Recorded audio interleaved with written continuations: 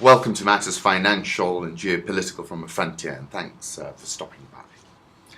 It was a pleasure presenting to and meeting Carol Kelly, the Senior Vice President of Global Finance and Operations, and Dorian Daly, Senior Vice President General Counsel of Oracle, and the rest of the team yesterday.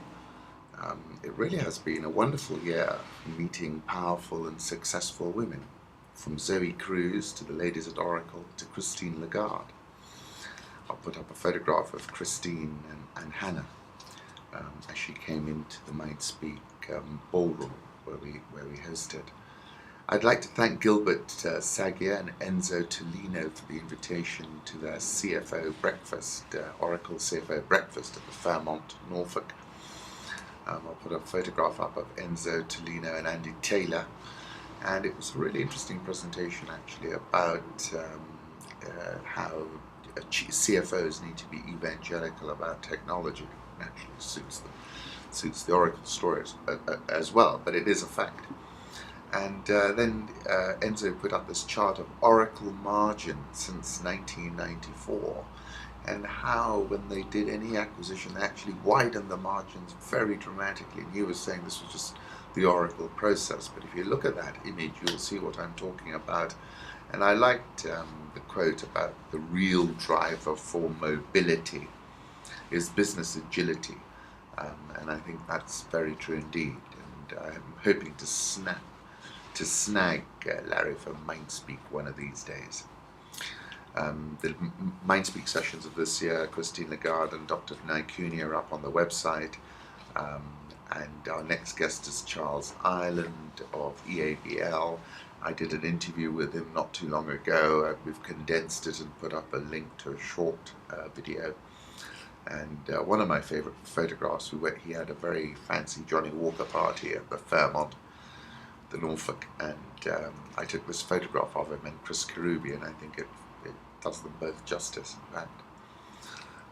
And if you get a chance, look at the interview I did with MG Vassanji, again at the Norfolk Fairmont, so it's really been front and centre of late. I've been reading The Comedians by Greene, and I've got to page 199, and it's a very good book indeed. Let me read you a little bit of it. While he poured out, and they're in Haiti, while he poured out 2 more martinis, I was wondering what form his swindle took. Transpires later he was trying to swindle Papa Dr. Valier, which surely takes some cojones, given the circumstances of Haiti and him being a dictator and all that. One thing at least was for certain: he was living better than he had done in his prison cell. He had even put on a little weight. I asked him directly, "What are you up to, Jones?" "Laying the foundations of a fortune, old man. Why not come in with me? It's not a long-term project. Any moment now I will have the bird by the tail. But I could do with a partner. That's what I wanted to talk to you about, but you never came. There's $250,000 in it. Perhaps more if we keep our nerve. There are islands in the Caribbean just waiting for development. A beach, a hotel, an airstrip. You'd end a millionaire, old man." I suppose it was my Jesuit education which reminded me of that moment when, from a high mountain above the desert, the devil displayed all the kingdoms of the world. "What will you do with your money?" I would never have thought that Jones' flat brown eyes, like copper coins, had the capacity to dream, yet they're moistened now with some kind of emotion. "Old man, I've one particular spot in mind, not far from here. A coral reef and white sand that you could build castles with, and behind are green slopes as smooth as real turf, and God-made natural hazards. A perfect spot for a golf course. I'll build a clubhouse, bungalow suites with showers. It will be more exclusive than any other golf club in the Caribbean. Do you know what I mean to call it? Sahib House." It's a very good book. Political reflections now. North Korea says B-52 run imperils family reunions.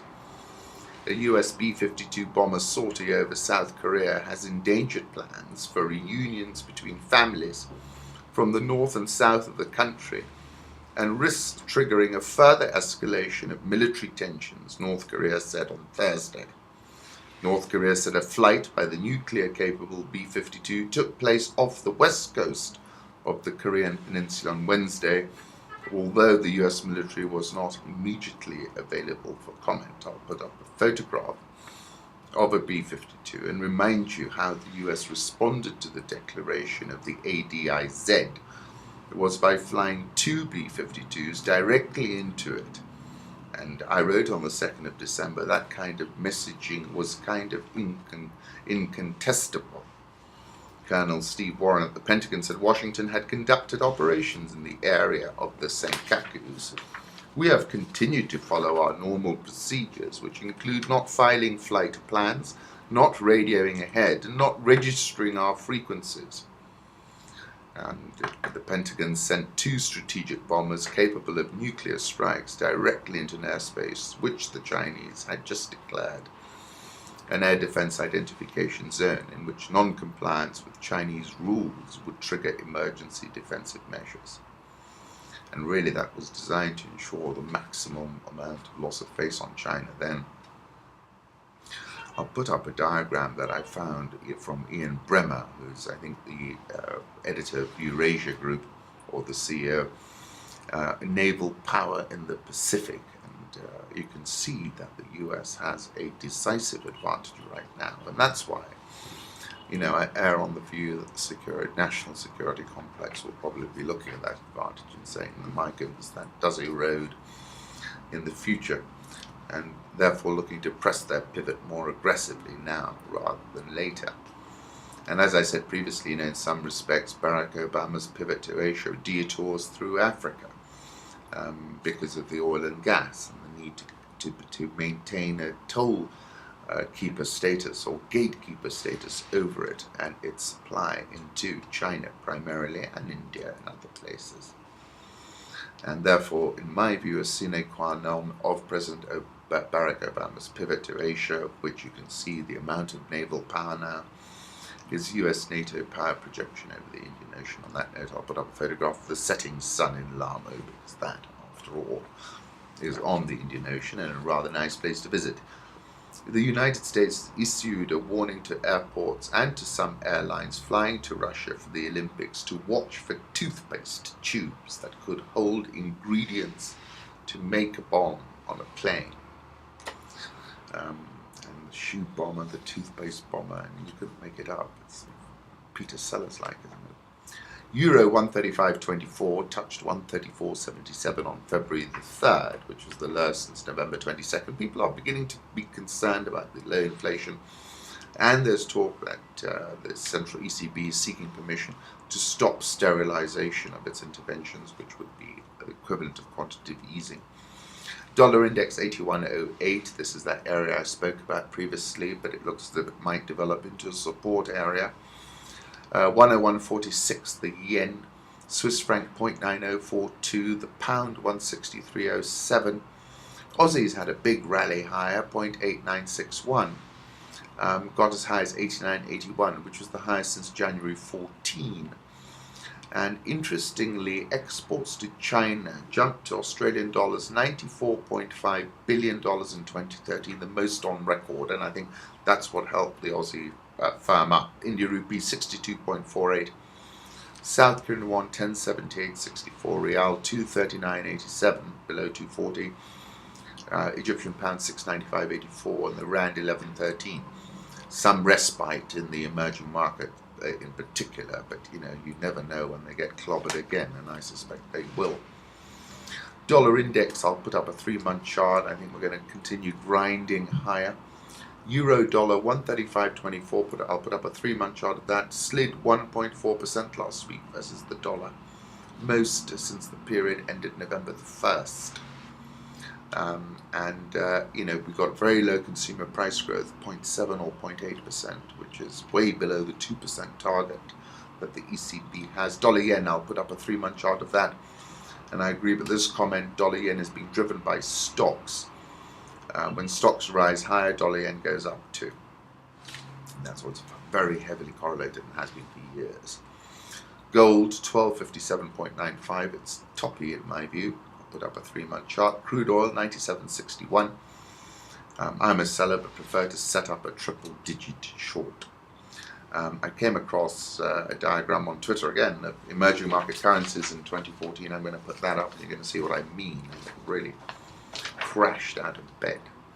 And one of whom crashed the hardest before they, of course, went for that midnight strike was Turkey, where Prime Minister Recep Tayyip Erdogan's prestige, it's a very hard-hitting article in the Asia Times by a guy called Spengler, founded on Turkey's supposed economic miracle, has collapsed along with the lira. Erdogan was always a loose cannon, he says. Now he has become unmoored. There is a world of difference, though, between a prosperous, paranoid, and an impecunious one. Turkey cannot fund its enormous current borrowing needs without offering interest rates so high they will pop the construction and consumer bubble that masqueraded for a Turkish economic miracle during the past few years. And saying now Erdogan's cave of wonders has sunk back into the sand. How did they ever manage to sustain a current account deficit that ranged between 8 and 10% of GDP during the past 3 years? And this is the interesting analysis. The likely answer is that Turkey drew on vast amounts of credit from Saudi and other Gulf state banks with strategic as well as financial motives. Data from the BIS show that Turkey financed a large part of its enormous deficit through the interbank market, that is, through short-term loans to Turkish banks from other banks. Western banks report no such exposure to Turkey. The Gulf banks do not report regional exposure, and anecdotal evidence suggests that Sunni solidarity had something to do with the Gulf states' willingness to take on Turkish exposure, indeed.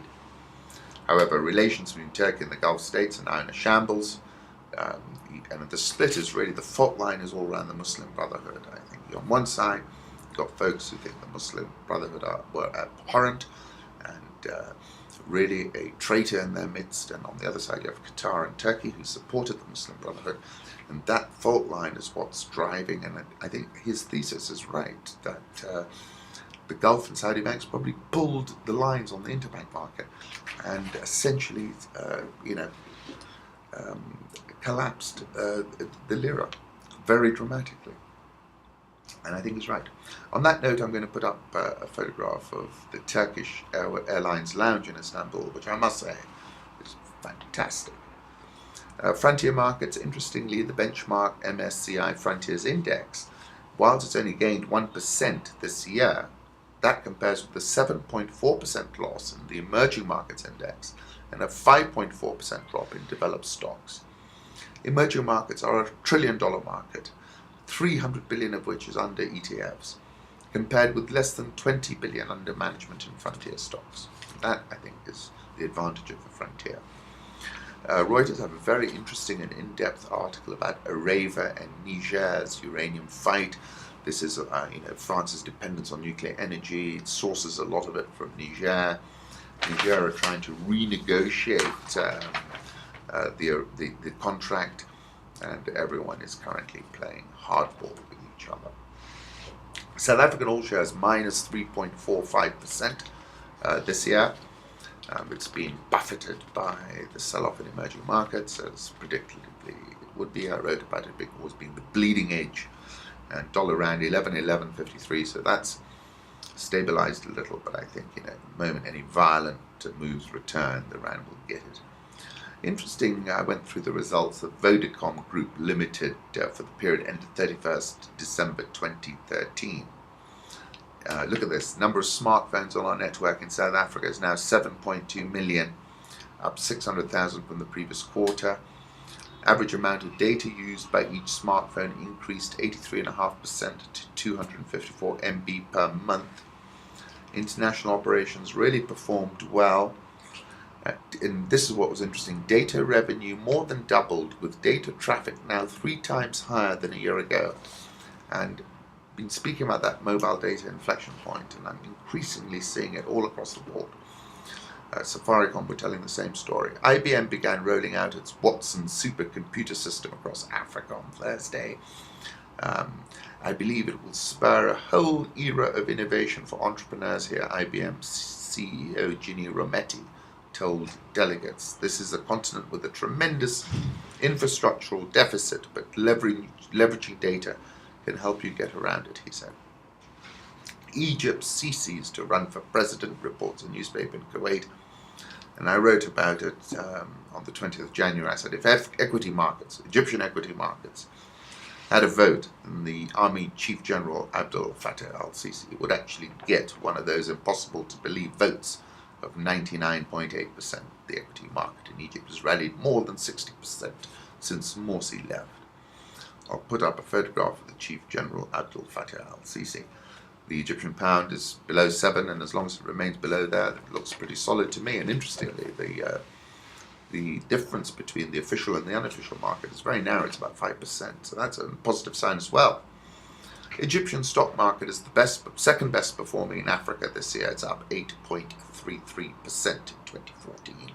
The Nigerian all share is down 1.08%. And the best performing stock market in Africa is the Ghana Stock Exchange Composite Index, which is up 12.65% in 2014, and Africa's best.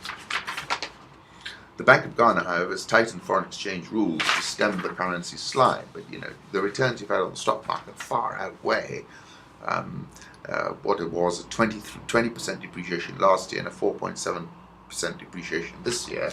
And already this year you've had gains of 12.65%. Tanzania's debut Eurobond could be up to $1 billion, likely to be issued in the second half of 2014. This is Tanzania's central bank governor, Bena Ndolu. Interesting thinking around Somali piracy, that it might have metastasized and gone west and ended up in Angola. There's an article in Gulf News about that. And that reminded me of the time I went on the Italian ship San Marco, and the chap was scanning the horizon for pirates.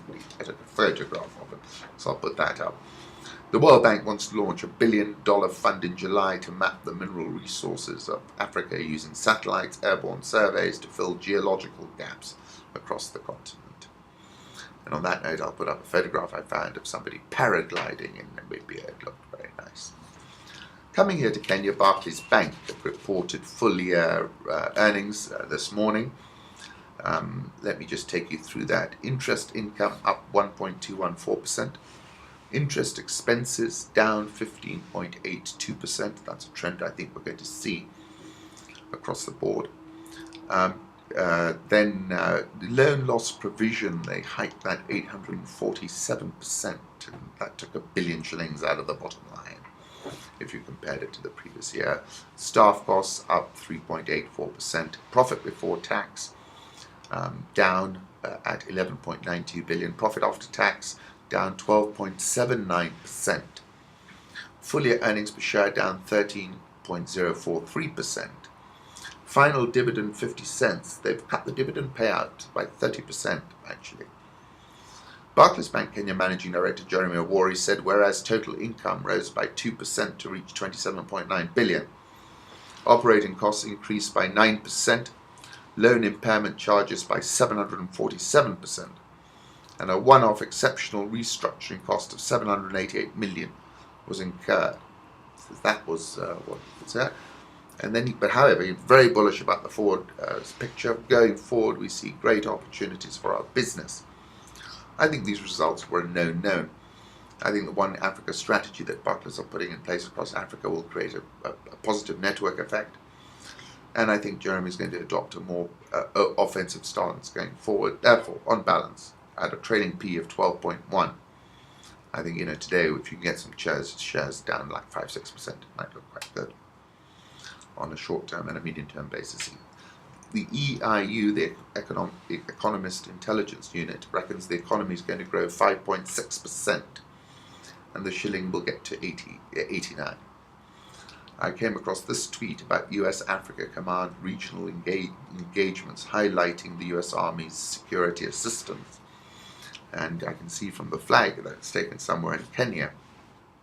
And that speaks to the hard power advantage that the US has, which I think is decisive. Muslim youths fought police in the Kenyan port of Mombasa, and one person was killed on Wednesday, witnesses said, in a third day of violence, I'm afraid. Youths pelted vehicles with rocks, torched motorcycles. Third day of disturbances since the Sunday raid on the mosque, creating a major traffic snarl-up on the busy highway that leads into Mombasa from the hinterland. Witnesses said police fired tear gas, bullets over the heads of crowds to scatter them. Youths shouting killers at the officers. A witness said one of his colleagues, an artisan, was killed by rioters on his way home from work. This is my colleague. I worked with him at a workshop in Majengo. He was attacked, stabbed and killed 2 hours ago by those rioters, Tom Mutua told Reuters. Reuters witness who visited the Masjid Muslim mosque stormed on Sunday saw dry bloodstains on the carpet, walls and curtains, bullet holes in the walls, and spent cartridges and broken glass littering the floor. And I've said it for, I think, the catalyst for this very strong reaction by the security forces was obviously putting up the Al-Shabaab flag. But the Swahili coast is a tinderbox. I've written about it numerous times, and I put up the link to something I wrote, I think, about a year and a half ago. And I'll also put up a photograph for Diani Beach, because the day I wrote that article about it being a tinderbox, I tweeted the photograph of Diani Beach. But it is a tinderbox, and I think it needs a more nuanced approach. Vodafone is set to lower the fees it charges Safaricom for the M-Pesa money transfer service this year. And basically, I took a photograph 637 days ago of M-Pesa, of an agent's across the road from Safaricom. I still use that in presentations, and I wrote then it's a jewel in the crown, which it has been a wonderful thing, and I think it's flipped the price higher because everyone's reckoning. M-Pesa revenue was already $12.5 billion, 12.5 billion shillings at the first half stage, and there's probably a material saving that comes in here. So they've driven the price up back to 12 as I speak to you right now. All the share price data is on rich wrap-ups for Safaricom, and I remember the CFO saying at the presentations, mobile data is at an inflection point, and we're seeing that more and more in all the data we're getting. Put up a photograph of Bob I took just before I interviewed him that day after his results. The Capital Markets Authority has set a deadline of February the 28th for notice by any person intending to make a new offer to buy out Ria Vipinga. I wrote about this on the bidding wars that Robinos versus Sentinel. I did some calculations because I think it's a real estate land grab. And there's a link also for the share price data of Ria Vipinga. Kenya shilling is at 86.06. The Nairobi all shares back into positive territory. My, what a ride we've had, up 5.7%, down 6.19%. We're now up 0.05% for the year. The NSE 20 is lagging, it's down 1.15% this year. And finally, Caroline Keir, who I follow on Twitter, tweeted a photograph of a small shop in Changamwe selling fresh coconut circa 1890. And I went back to a photograph I took 405 days ago at the seafront at Mombasa, where they too sell fine coconuts as they were selling them in 1890 in Blue Search. Everything stays the same and all that, doesn't it? Once again, thank you for stopping by. I do appreciate it.